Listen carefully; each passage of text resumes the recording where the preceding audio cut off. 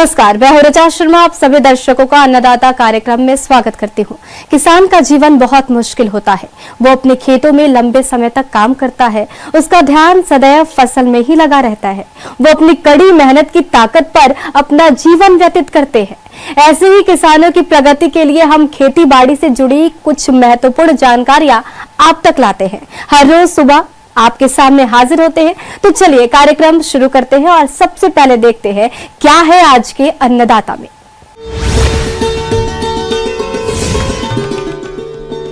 सूकर पालन से बढ़ेगी किसानों की आमदनी।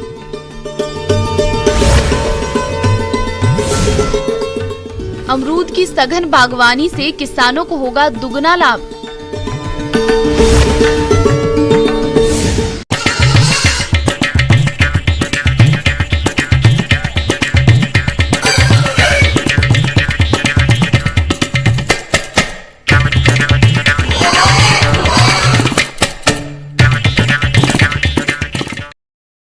राज्य के आदिवासी और कमजोर तबके के बीच सूकर पालन वर्षों से परंपरागत व्यवसाय और नियमित आय का साधन रहा है, लेकिन अब दौर बदल रहा है। आज प्रदेश के कई युवा इस व्यवस्था से लाखों की आमदनी कमा रहे हैं। इसी क्षेत्र में काम करते हुए रांची में स्थित बिरसा कृषि विश्वविद्यालय ने सूकर की एक नई नस्ल झारसुक तैयार की है, जो कि किसानों के बीच काफी लोकप्रिय हो रही है। इसके बारे में और अधिक जानकारी दे रहे हैं बिरसा कृषि विश्वविद्यालय रांची के पशु वैज्ञानिक डॉक्टर रविंद्र कुमार।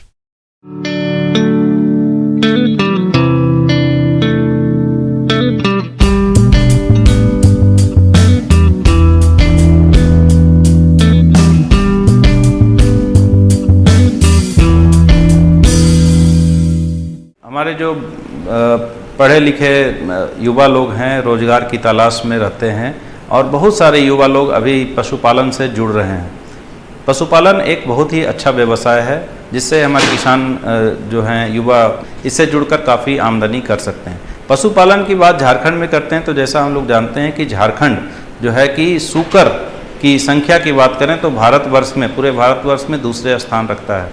और यहाँ पे ज़्यादातर किसान पारंपरिक तरीके से सूकर पालन करते हैं। बहुत ही पुराना व्यवसाय है और हमारे ग्रामीण परिवेश में या शहरी परिवेश में भी बहुत सारे किसान सूकर पालन से जुड़े हैं। सूकर पालन अगर वैज्ञानिक तरीके से करते हैं तो अभी जो किसान कर रहे हैं उनसे 2 से 3 गुना उनको ज़्यादा फायदा हो सकता है। तो वैज्ञानिक तरीके से सूकर पालन करने की बात करते हैं तो सबसे पहला चीज़ जो है कि नस्ल की बात करते हैं कि सूकर का नस्ल जो है कि किस नस्ल का पालन करना चाहिए। दूसरा चीज़ है कि आहार व्यवस्था, आवास व्यवस्था, तो ये सब चीज़ है कि वैज्ञानिक तरीके से जो अगर सूकर पालन की बात करते हैं तो ये सब बातें इसमें आती है।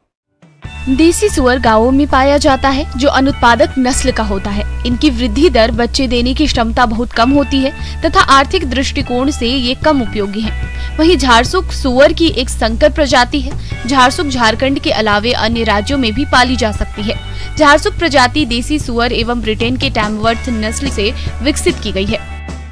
सूकर की प्रजाति बिरसा कृषि विश्वविद्यालय के द्वारा जो तैयार की गई है, जिसका नाम है झारसुक, यह एक संकर नस्ल है और ये काफ़ी ज़्यादा पॉपुलर हो रही है। चूँकि ये हाइब्रिड नस्ल है और ये देसी नस्ल के साथ मिला करके इसको बनाया गया है, तो ये यहाँ के वातावरण के लिए भी काफ़ी उपयोगी साबित हो रहा है दूसरे पशुओं की तुलना में। क्योंकि बहुत सारे किसान भाई जो है विदेशी नस्ल के भी सूकर पालन करते हैं और जो झारसुक नस्ल है वो विदेशी नस्ल की तुलना की, अगर विदेशी नस्लों से तुलना करें तो इसमें बीमारियां की संभावना कम होती है। अगर देसी नस्ल से झारसुक की तुलना करें तो देसी की तुलना में इससे 2 से 3 गुना ज़्यादा फायदा होता है। तो झारसुक नस्ल एक वरदान साबित हो रहा है हमारे किसानों के लिए जो सूकर पालन से जुड़े हैं और वो 2 से 3 गुना ज़्यादा आमदनी कर सकते हैं। ज़्यादातर किसान अभी भी देसी नस्ल के सूकर पालन कर रहे हैं। उनको ज़रूरत है कि अब वो उन्नत नस्ल के सूकर पालन करके, जो झारसुक नस्ल है उसका पालन करके वो ज़्यादा से ज़्यादा आमदनी करें। झारसुक की विशेषताएं: यह नई प्रजाति देखने में चमकीले बालों वाली तथा शरीर से काफी सुडौल होती है। ये एक काले रंग की नस्ल है, फलस्वरूप इसका मांस उजले सुअर के मांस की अपेक्षा महंगा और आसानी से बिकता है। ये प्रजाति 1 वर्ष की उम्र में ग्रामीण क्षेत्रों में करीब 100 किलो वजन का होती है, जबकि देसी सुअर मात्र करीब 40 किलो वजन का ही हो पाता है। देसी सुअर एक बार में 4 से 7 बच्चे देती है, जबकि झारसुक 8 से 12 बच्चे देती है। यह नई प्रजाति वर्ष में 2 बार बच्चा देती है, जबकि देसी मादा सुअर 2 वर्ष में मात्र 3 बार बच्चे देती है। साथ ही साथ झारसुक जो है देसी नस्ल की से अगर तुलना की बात करें तो अगर 5 से 6 किलो दाना खा करके 1 किलो वजन बढ़ाता है देसी नस्ल, तो झारसुक नस्ल 2.5 से 3 किलो दाना खा करके 1 किलो वजन बढ़ाता है। साथ ही साथ झारसुक नस्ल काला रंग होने के कारण काफ़ी पॉपुलर हो रहा है, क्योंकि ज़्यादातर किसान जो है काले रंग के सूकर को पसंद करते हैं। झारसुक नस्ल चूँकि देसी नस्ल से मिलकर बना है, तो यहाँ के वातावरण के लिए काफ़ी उपयोगी है, काफ़ी अच्छा साबित हो रहा है। वातावरण में काफ़ी अच्छी तरह से एडजस्ट करता है और बीमारियाँ होने की संभावना इसमें कम होती है दूसरे पशुओं की तुलना में। तो ज़्यादातर किसान परेशान होते हैं कि सूकरों में जो बीमारी है वो आ जाती हैं, तरह तरह की समस्याएं होती है, लेकिन झारसुक नस्ल जो है काफ़ी हार्डी होता है और इसमें बीमारियां होने की संभावना काफ़ी कम होती है, जिससे किसानों को ज़्यादा फायदा होता है। आहार व्यवस्था। ऊर्जा स्रोत के लिए सुअरों को मकई के बदले सस्ते दर में मड़ुआ या चावल का चोकर भी खिलाया जा सकता है। दाना मिश्रण में 50% मकई को इमली के बीज से बदला जा सकता है। दाना मिश्रण में 30% तक मेहरा यानी चावल और मड़ुआ का फर्मेंटेड वेस्ट को मिलाया जा सकता है। होटलों की जूठन सामग्री के साथ सुअरों को हरी घास तथा चारा भी खिला सकते हैं। इससे लगभग 30% दाना मिश्रण की बचत की जा सकती है। तो इन सब बातों को लेकर देखा जाता है कि झारसुक नस्ल जो है एक काफ़ी अच्छा नस्ल साबित हो रहा है किसानों के लिए। तो झारसुक नस्ल का पालन कर सकते हैं। झारसुक नस्ल की उपलब्धता हमारे बिरसा कृषि विश्वविद्यालय में भी है, यहाँ से भी किसान प्राप्त कर सकते हैं। साथ ही साथ जो है गवर्नमेंट पिग फार्म है कांके में, वहाँ से भी हमारे किसान झारसुक नस्ल के जो सूकर हैं वो खरीद सकते हैं। झारसुक नस्ल की जो नस्ल है वो सिर्फ बिहार और झारखंड ही नहीं बल्कि दूसरे प्रदेशों में भी बहुत अच्छा प्रदर्शन कर रही हैं, जिससे कि आसाम, उसके बाद नागालैंड, छत्तीसगढ़, उड़ीसा, ये सब के किसान भी, बंगाल, ये सब के किसान भी झारसुक नस्ल यहाँ से ले जा करके उसका पालन कर रहे हैं और काफ़ी अच्छा मुनाफा कर रहे हैं। तो झारखंड में इसकी काफ़ी संभावना है। अगर हमारे किसान भाई इसको करते हैं तो बाज़ार की व्यवस्था जो है बहुत अच्छी है, किसी तरह का दिक्कत नहीं है। और प्रति सूकर अगर बात करें तो मांस के लिए अगर कोई किसान झारसुक नस्ल के सूकर को तैयार करता है तो प्रति सूकर 12 से 15 हज़ार उसको शुद्ध लाभ हो सकता है। और दूसरी तरह अगर बच्चे के लिए तैयार करते हैं तो 15 से 20 हज़ार प्रति मादा सुकरी प्रति वर्ष वो उनकी आमदनी हो सकती है। किसान भाइयों, अभी तक आपने खेती से जुड़ी हुई कुछ उपयोगी जानकारियां देखी। अब लेते एक छोटा सा ब्रेक, जल्द ही लौटेंगे और कार्यक्रम में आगे भी है खेती बाड़ी से जुड़ी कुछ महत्वपूर्ण जानकारियां, तो बने रहिए हमारे साथ।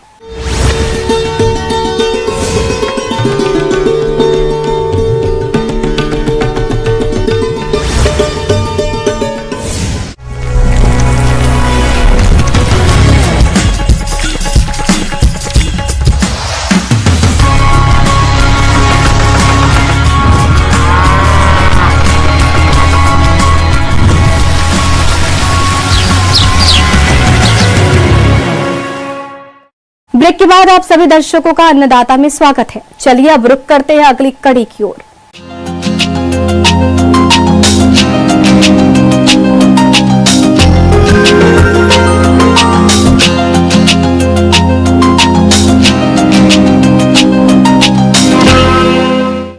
अब प्रदेश के बागवान भाई नई सघन बागवानी तकनीक को अपनाकर अमरूद बागों से अधिक उपज हासिल कर सकते हैं।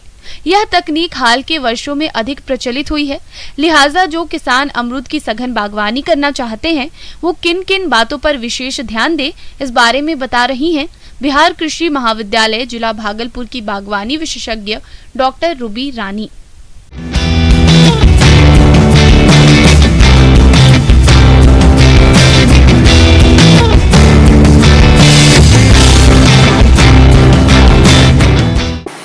अमरूद हमारे राज्य का बहुत प्रमुख फल है और आज इसमें बहुत ही पौष्टिक से भरा हुआ फल है और इसमें विटामिन सी की मात्रा बहुत ज़्यादा होती है, फाइबर बहुत अच्छा है, एंटीऑक्सीडेंट प्रॉपर्टी बहुत ज़्यादा आता है, इसलिए इसमें को खाने से रोग रोधी क्षमता भी बढ़ती है, तो इसलिए इसका डिमांड बहुत ज़्यादा है।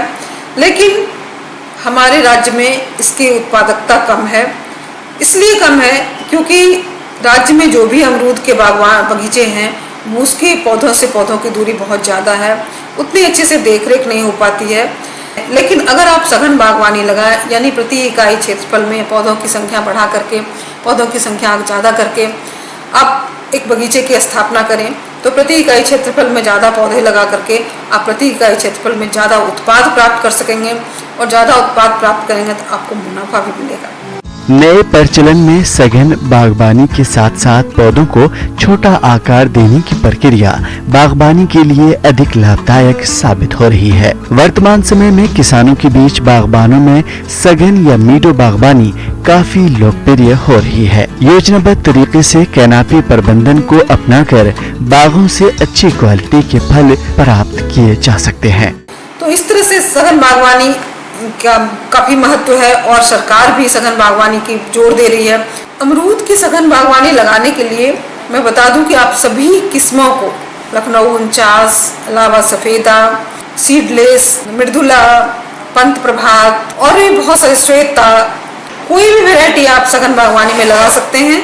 ये बहुत ही अच्छा सघन बागवानी में सभी किस्में करती हैं। सघन बागवानी जो लगाने का समय है वो आप जून महीने से लेकर के सितंबर महीने में लगा सकते हैं, कभी भी हमारे राज्य में लगा सकते हैं। अगर आपके पास पानी की समुचित व्यवस्था है तो आप इसको मार्च महीने में भी लगा सकते हैं। बरसात का समय जो जून से शुरू हो जाता है, इसलिए ज़्यादा अच्छा होगा कि कम खर्च करना चाहते हैं तो आप इसकी शुरुआत जून में लगाएं। लेकिन पौधे को लगाने की तैयारी आपको अप्रैल माह से शुरू कर देनी पड़ेगी। सघन अमरूद के सामान्य लगाने की जो सामान्य दूरी है वो 6 मीटर या 6 मीटर होती है, या बहुत लोग जो है उसको 8 मीटर पे लगाते हैं, लेकिन 6 मीटर पे ही सामान्यतः लगाया जाता है। अगर आप सघन बागवानी लगाना चाहते हैं तो मैं 3 मीटर गुने 3 मीटर पे, यानी कि पौधों से पौधों के बीच की दूरी 3 मीटर और पंक्ति से पंक्ति के बीच की दूरी भी आप 3 मीटर रख करके सघन बागवानी आप लगा सकते हैं। तो जब 6 मीटर पे लगाएंगे तो आप प्रति हेक्टेयर पौधों की संख्या लगभग 280 के आसपास आएगी। लेकिन जब आप 3 मीटर के अंतराल पे लगाएंगे तो पौधों की संख्या प्रति हेक्टेयर इससे 4 गुनी, लगभग आपको 1100 पौधे प्रति हेक्टेयर आएंगे। सघन बागवानी के लिए खेत की तैयारी आमतौर पर परंपरागत तरीके से की जाती है। सिर्फ रेखांकन में पौधों से पौधों और कतार से कतार की दूरी को कम किया जाता है। अमरूद के पेड़ों को 3 गुणा 2.5 मीटर की दूरी पर लगाया जा सकता है। इसके अलावा रोपण दूरी तालिका इस प्रकार से है। तो पौधे लगाने के लिए आप इसको अप्रैल महीने में तैयार गड्ढे की खुदाई शुरू करते हैं। 2 फीट बाय 2 फीट लंबा, 2 फीट चौड़ा, 2 फीट गहरा गड्ढा आप अप्रैल महीने में कर लें, और उसकी मिट्टी को बाहर आप सतह पे फैला दें। उसमें गर्मी बहुत पड़ती है, तो वो गर्मी की वजह से जो मिट्टी के जो कीड़े मकोड़े हैं, उसके स्पोर्स हैं, वो मर जाते हैं। और जब आपको पौधे लगाना हो उसके 15 दिन पहले आप मिट्टी की भराई कर दें। मिट्टी को भराई करते समय जो आपने बाहर मिट्टी निकाला था उसको डालें। उसके साथ साथ कम से कम आप 5 से 7 किलो कंपोस्ट और 1.5 से 2 किलो आप नीम की खल्ली और फ्यूराडॉन 30 से 40 ग्राम प्रति गड्ढे में डालें। और ये भरने के बाद आप अच्छी तरह से उसमें पटवन कर दें, पानी डाल दें ताकि सारी मिट्टी अच्छी तरह से बैठ जाए। तब आप पौधे पानी डालने के बाद 3-4 दिन के बाद आप बीच में गड्ढा करके पौधे को आप लगा दें। अच्छी पैदावार और स्वादिष्ट फलों के लिए पौधों को नियमित खाद और उर्वरक देने की जरूरत होती है। अमरूद में पहले और दूसरे वर्ष गोबर की खाद 10 से 15 किलोग्राम, यूरिया 60 किलोग्राम, DAP 30 ग्राम और पोटाश 30 ग्राम प्रति पौधों को दिया जाना चाहिए। यूरिया की आधी मात्रा अक्टूबर और आधी मात्रा जून में दी जाती है। DAP और पोटाश उर्वरकों को अक्टूबर में दिया जाता है। गोबर के खाद की पूरी मात्रा जून में दी जाती है। इन उर्वरकों को तने से थोड़ी दूर छोड़कर अच्छी तरह मिट्टी में मिला देना चाहिए। इसके बाद सिंचाई करना जरूरी है। और अमरूद जो है में छत्र प्रबंधन बड़ी आसानी से कर सकते हैं। आप पौधे लगाने के बाद लगभग 6 से 7 महीने के बाद जब पौधे जो बढ़ जाए तब जो है आप 50 से 60 सेंटीमीटर की दूरी पर उसको सीधा काट दें, और उसके नीचे कोई टहनियाँ नहीं होनी चाहिए। अगर है तो उसको भी हटा दें। 50 से 60 सेंटीमीटर की दूरी पर आप सीधे काट दें। जब आप प्रत्येक टहनी से 2 टहनियों का हम चुनाव करते हैं और चुनाव इस तरह से करते हैं कि बर्बाद होने के बाद वो सारी टहनियाँ जो है एक गोलाई का आकार कर ले लें। कोई भी टहनी सीधे ऊपर की ना जाए, कोई भी टहनी सीधे फिर धरती के समानांतर में ना जाए। इस तरह से उसका चुनाव करें कि बढ़ने के बाद वो एक गोलाई के रूप में आकार ले ले और बहुत ज़्यादा ऊंचाई भी उसकी ना हो। अमरूद के पौधों को लगाने की ये नवीन पद्धति अमरूद उद्योग में उत्पादन एवं श्रम लागत में कमी लाते हुए उत्पादकता बढ़ाकर क्रांति ला रही है। अमरूद के पेड़ पर सदाई, कटाई, छटाई का अच्छा प्रभाव दिखता है। तो इस तरह से जब हम करेंगे तो 2 से 2.5 साल के बाद वो एक पौधा सामान्य रूप लेगा। इस बीच में अगर फूल आता है उसमें तो हम उस फूल को हटाते जाएंगे और जब 2-2.5 साल का पौधा हो जाएगा और सामान्य आकार लेगा उसके बाद हम उसमें फलन लेना आरंभ करेंगे। सघन में जो आप बगीचे लगाते हैं अमरूद के, उसके तुलना में आपको प्रारंभिक खर्च ज़्यादा आएगा। मान लीजिए अगर प्रारंभिक खर्च दुगुना आता है तो 3 साल के बाद आपको आमदनी जो है जो सामान्य की तुलना में 3 गुनी से 4 गुनी तक ज़्यादा हो सकती है। इसलिए आप अमरूद की सघन बागवानी लगाएं और ज़्यादा मुनाफा प्राप्त करके बागवान भाई अच्छा मुनाफा प्राप्त करें और हमारे संपन्नता को बढ़ाएं। आगे और भी है खेती बाड़ी से जुड़ी बहुत सी रोचक जानकारियां, पर यहाँ पर रुकेंगे एक और ब्रेक के लिए। जल्द हाजिर होते हैं।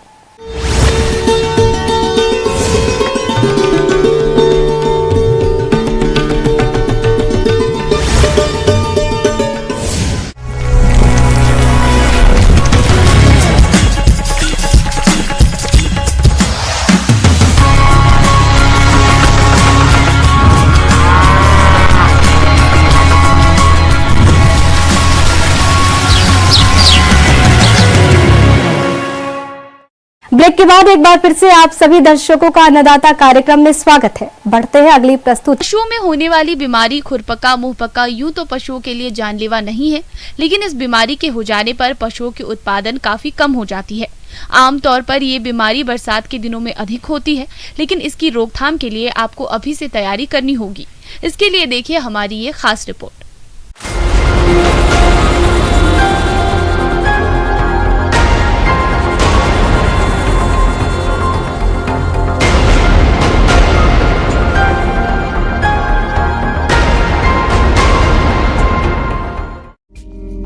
मुंहपका खुरपका रोग, जिसे हम FMD के नाम से भी जानते हैं, ये गाय, भैंस, भेड़, बकरी, सुअर आदि पालतू पशुओं में होने वाला एक अत्यधिक संक्रामक रोग है। खासकर दुधारू गाय और भैंस में ये बीमारी अधिक नुकसानदायक होती है। ये रोग एक अत्यंत सूक्ष्म विषाणु से होता है। ये पशुओं में अत्यधिक तेजी से फैलने वाला रोग है और कुछ समय में एक झुंड या पूरे गांव के अधिकतर पशुओं को संक्रमित कर देता है। इस रोग से पशुधन उत्पादन में भारी कमी आती है। साथ ही देश से पशु उत्पादों के निर्यात पर भी प्रतिकूल प्रभाव पड़ता है। तो किसान भाइयों, सबसे पहले बात करते हैं मुंहपका खुरपका रोग के प्रमुख लक्षणों की। तो इस रोग के आने पर पशु को तेज बुखार हो जाता है। बीमार पशु के मुंह, मसूड़े, जीभ के ऊपर, नीचे ओठ के अंदर का भाग, खुरों के बीच की जगह पर छोटे छोटे दाने से उभर आते हैं। ऐसी स्थिति में पशु जुगाली करना बंद कर देता है। मुंह से तमाम लार गिरती है। पशु सुस्त पड़ जाते हैं। खुर में जख्म होने की वजह से पशु लंगड़ा कर चलता है। पैरों के जख्मों में जब कीचड़, मिट्टी आदि लगती है तो उनमें कीड़े पड़ जाते हैं और उनमें बहुत दर्द होता है। पशु लंगड़ाने लगता है। परंतु संकर पशुओं में यह रोग कभी कभी मौत का कारण भी बन जाता है। इस रोग के उपचार के लिए सबसे पहले रोगग्रस्त पशु के पैर को नीम एवं पीपल के छाले का काढ़ा बनाकर दिन में 2 से 3 बार धोना चाहिए। प्रभावित पैरों को फिनाइल युक्त पानी से दिन में 2 से 3 बार धोकर मक्खी को दूर रखने वाली मलहम का उपयोग करना चाहिए। मुंह के छाले को 1% फिटकरी अर्थात 1 ग्राम फिटकरी 10 मिलीलीटर पानी में घोलकर दिन में 3 बार धोना चाहिए। इस दौरान पशुओं को मुलायम और सुपाच्य भोज दिया जाना चाहिए। पशु चिकित्सक के परामर्श पर दवा देनी चाहिए। इस रोग से अन्य पशुओं को बचाने के लिए सावधानी रखना जरूरी होता है।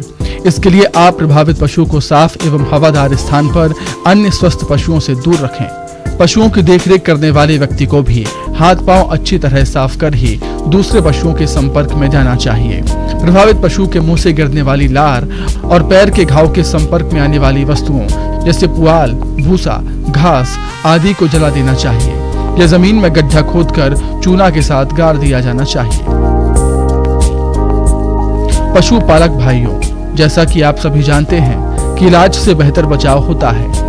इस सिद्धांत पर आप 6 माह से ऊपर के स्वस्थ पशुओं को मुंहपका खुरपका रोग के विरुद्ध टीकाकरण करवाना चाहिए, जिससे आपके पशुओं में ये बीमारी आए ही नहीं और आपका पशुपालन व्यवसाय अच्छी तरह से चलता रहे।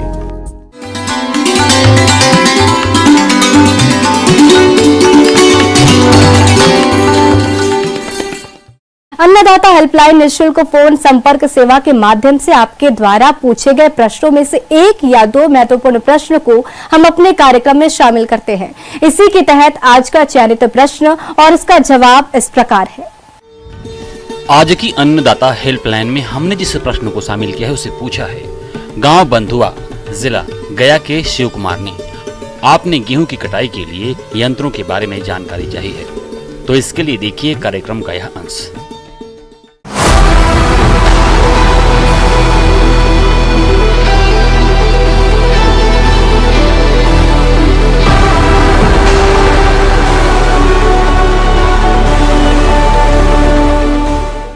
मैं आप सभी को बता दूं कि अभी जो सीजन चल रहा है हमारा मुख्यतः कटाई का चल रहा है और गेहूं की कटाई का जैसे अभी चल रहा है, तो हमें अब मशीन की तरफ मुड़ना चाहिए और इसके लिए बहुत सारे यंत्र हैं जो अभी मार्केट में भी हैं और सरकार द्वारा भी उपलब्ध कराई जा रही है हमारे किसानों को। तो सबसे पहले बात करें तो अगर हंसिया की बात करें तो हंसिया अगर देखेंगे तो लोकल तौर पर हम बोलते हैं कट्ठा। अगर दिन भर में एक लेबर काम करता है तब जाके वो आधा कट्ठा जैसा प्रति घंटे के हिसाब से काम करता है, तो आप देखेंगे कि आपका लेबर कॉस्ट 150 से 200 रुपये प्रति घंटे के हिसाब से चला जाता है, तो ये काफी कॉस्टली हो जाता है। तो हम अब आते हैं छोटे यंत्र की तरफ। तो बात करें तो छोटे यंत्र में हमारा आता है मल्टी क्रॉप कटर या ब्रश कटर बोलते हैं इसको। तो मल्टी क्रॉप ब्रश कटर में क्या होता है कि आप एक आदमी इसको संचालित करने के लिए होना चाहिए और इसका जो इंजन होता है 2 स्ट्रोक और 4 स्ट्रोक पेट्रोल इंजन होता है जो कि मार्केट में अवेलेबल है और इसका जो प्राइस होता है 12,000 से लेके 20,000 तक के रेंज में होता है। तो अगर आप देखेंगे कि ब्रश कटर कैसे काम करता है, आप देखेंगे नीचे में एक कटर लगा होता है और ब्रश कटर एक लंबा यंत्र होता है जिसको कंधे पे रखकर और नीचे की तरफ ले जाके उसको हम कटर से जो भी आपका सोयाबीन है, मक्का है या फिर गेहूं है, सूरजमुखी है, इस तरह की फसलों की कटाई आप कर सकते हैं। तो इसमें आपका देखिए 1 एकड़ प्रतिदिन के हिसाब से आप इसमें कटाई कर सकते हैं। तो ब्रश कटर को भी अगर संचालित करने की बात करें तो इसमें 200 से 250 रुपये प्रति घंटे के हिसाब से आपकी जाती है, क्योंकि इसकी जो फ्यूल होती है अभी जैसे पेट्रोल कॉस्ट थोड़ा बढ़ गया है तो इससे आपकी कॉस्ट थोड़ी सी बढ़ जाती है। तो ये छोटे स्तर पे जो छोटे रकबे वाले किसान हैं तो इनको इस तरह के मल्टी क्रॉप ब्रश कटर लेने चाहिए, क्योंकि आपके पास बहुत सारे ऐसे फसल हैं जो आप इससे काट सकते हैं। तो अगर बात करें कि बिहार सरकार द्वारा ऐसा कुछ स्कीम है क्या जो हमें पैसे उपलब्ध करा सकते हैं या अनुदान राशि दिला सकते हैं, तो किसानों के लिए बहुत सारे ऐसे यंत्र हैं जिसमें 90% तक की भी अनुदान राशि की योजना बनाई गई है और कुछ यंत्रों पे 50% तक की योजना भी बनाई गई है। डायरेक्ट बेनिफिट ट्रांसफर करके पोर्टल है, बिहार के जितने भी किसान हैं वो वहाँ पे जो पंजीकृत किसान हैं वो उस पे जाके अनुदान राशि का फायदा ले सकते हैं।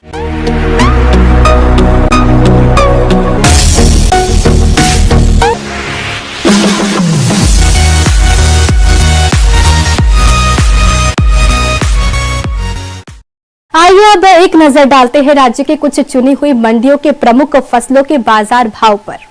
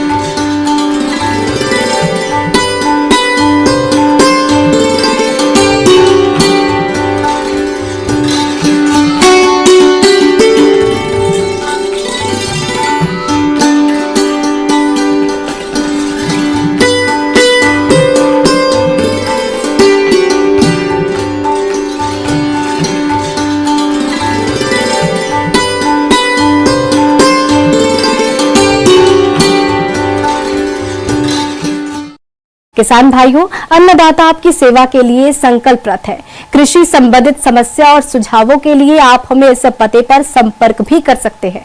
प्रोड्यूसर अन्नदाता, news 18 Bihar Jharkhand, Ramoji film city Hyderabad 501512। साथ ही आप हमें ईमेल भी कर सकते हैं। हमारा ईमेल है p18annadatabihar@nw18.com। इसके अतिरिक्त आप हमें निशुल्क हेल्पलाइन नंबर 180088921663 पर सोमवार से शनिवार सुबह 10 से शाम 4 बजे के बीच संपर्क कर सकते हैं। किसान भाइयों, अब समय हो रहा है आपसे विदा लेने का, तो हमारी अन्नदाता टीम को दीजिए इजाजत। कल फिर आपसे होगी मुलाकात कृषि संबंधित कुछ और महत्वपूर्ण जानकारियों के साथ। नमस्कार।